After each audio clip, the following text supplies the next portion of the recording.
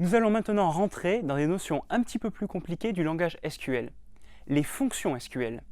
Et oui, le langage SQL possède lui aussi ses propres fonctions, qui nous permettent par exemple de calculer la somme des données contenues dans une base, ou encore la moyenne. Attention, cela devient un petit peu plus compliqué maintenant. Le langage SQL nous propose encore pas mal de surprises. Ce que je vais vous montrer ici va vous permettre directement en SQL d'effectuer des opérations et des calculs. On va appeler des fonctions directement issues de MySQL.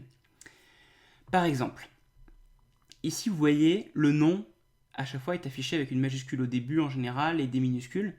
Et j'aimerais mettre le nom à chaque fois en majuscule, entièrement en majuscule, lors de mon résultat de requête. Et bien pour faire ça, je vais faire appel à une fonction qui existe, qui s'appelle upper. Et je vais dire, je veux tout en majuscule le contenu du champ nom. Et histoire de bien faire les choses, je vais lui donner un alias avec le mot-clé as. Je vais l'appeler nom majuscule. Ça, c'est pour donner un nouveau nom au champ lors de la requête.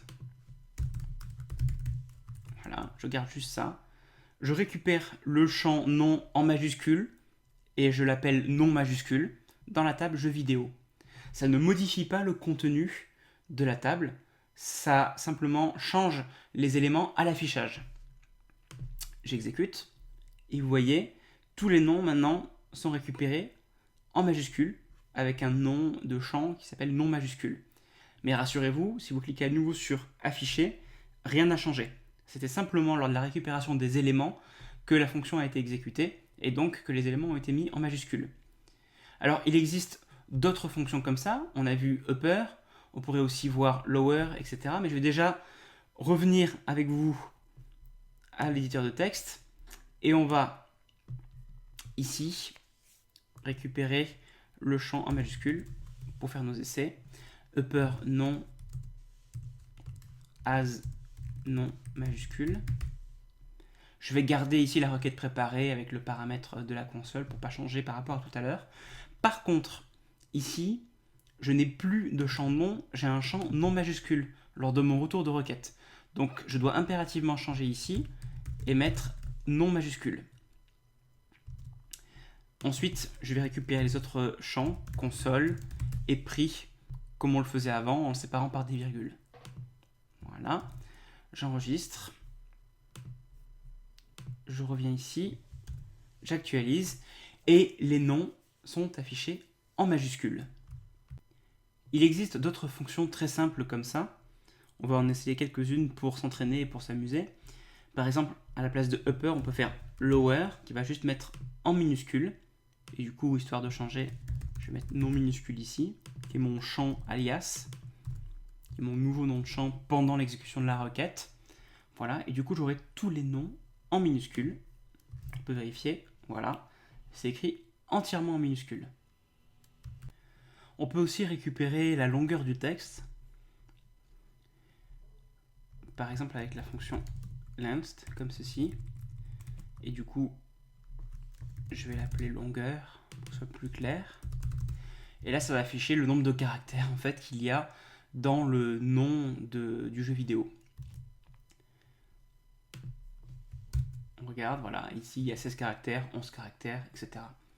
Le principe ici, pour moi, c'est de vous montrer qu'on peut faire toutes sortes de manipulations avec les fonctions en SQL. Je vous en ai montré 2-3. Il faut savoir qu'il en existe bien d'autres que vous pouvez retrouver dans la documentation MySQL. Si vous cherchez sur Google, par exemple, vous pouvez taper MySQL Functions et vous trouverez toutes les fonctions qui existent avec MySQL. Les fonctions qu'on vient de voir sont ce qu'on appelle des fonctions scalaires, qui sont très simples et qui agissent directement sur un champ et qui à chaque fois vont par exemple le mettre en majuscule ou calculer sa taille. Il existe d'autres types de fonctions très puissantes qu'on appelle les fonctions d'agrégat qui vont calculer des choses sur toutes les entrées ou une partie des entrées d'un champ.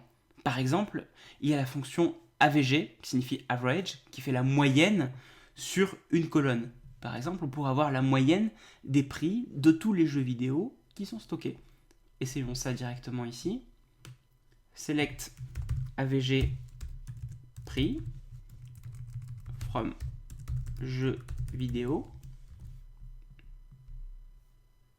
Et vous voyez que le prix moyen de tous les jeux de ma table est de 28,34 €. Alors, pour reprendre cette requête, évidemment, je pourrais faire un alias as prix moyen. Ça, c'est une bonne pratique à avoir, comme ça, on sait de quoi on parle. Et je pourrais, si je voulais aussi, filtrer. Par exemple, je veux le prix moyen de tous les jeux qui appartiennent à Jean. Ou encore, je pourrais prendre tous les jeux PC. Et là, j'obtiendrai le prix moyen de tous les jeux PC. Voilà. Et là, le prix moyen des jeux PC est de 36,33, etc. euros. De la même façon, vous pouvez aussi faire d'autres calculs. Par exemple, vous pouvez demander la somme des prix de tous les jeux vidéo.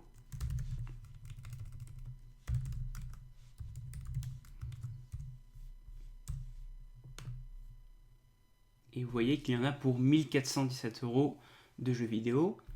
Ou encore, vous pouvez prendre le jeu vidéo le plus cher, le prix du jeu vidéo le plus cher ici.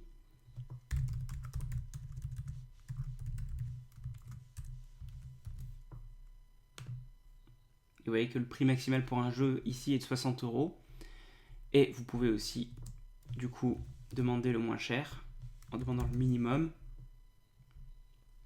Et le prix le moins cher est de 2 €. Et l'une des fonctions les plus utiles dans le lot est la fonction count, qui va compter le nombre de lignes qui correspondent à la requête. Par exemple ici, comme ceci. Ici, on va demander le nombre de lignes qu'il y a en tout dans la table jeux vidéo. Donc combien il y a de jeux. On écrit count et entre parenthèses étoile count star. C'est-à-dire qu'on veut compter toutes les lignes de la table jeux vidéo. Si on avait mis ici un nom de champ, on aurait compté uniquement les lignes où le champ n'est pas vide. Donc le plus souvent on va faire count star comme ça et on voit qu'on a 50 lignes. Donc 50 jeux vidéo. Et de la même façon, on pourrait filtrer et dire combien il y a de jeux de type PC.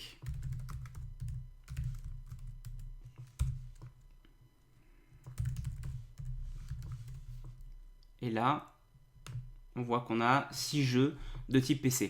Vous voyez qu'en combinant la clause where avec le compte, on peut effectivement avoir pas mal d'informations très utiles. Je vous propose d'étudier encore quelques fonctionnalités puissantes et très utiles du langage SQL. On va faire un regroupement de données, c'est-à-dire qu'on va regrouper par exemple les jeux par console ou par propriétaire ici, et on va calculer le prix moyen pour chaque console. Tiens, donc je voudrais savoir combien coûtent en moyenne les jeux de type NES, ou les jeux sur PC, ou les jeux sur PlayStation, etc. Pour faire ça, on va demander la moyenne du prix. Et en plus, on va demander ici la console. Mais ça ne suffira pas parce qu'il faudra regrouper les éléments pour avoir le prix pour chaque console.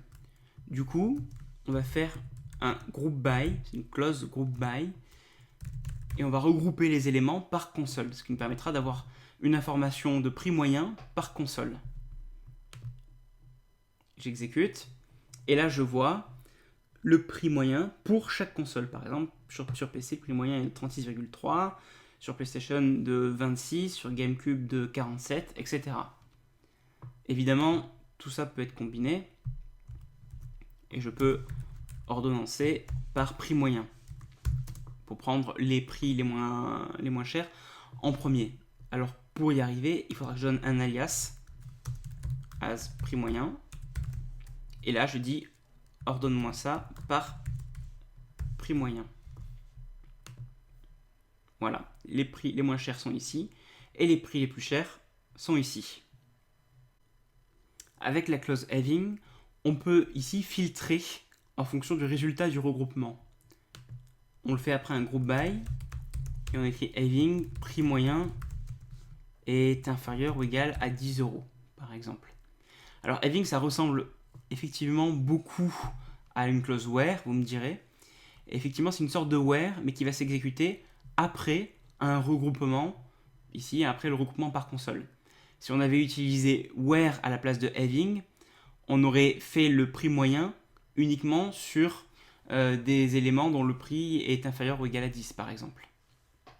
Donc là, j'exécute et j'ai uniquement des prix moyens inférieurs ou égal à 10.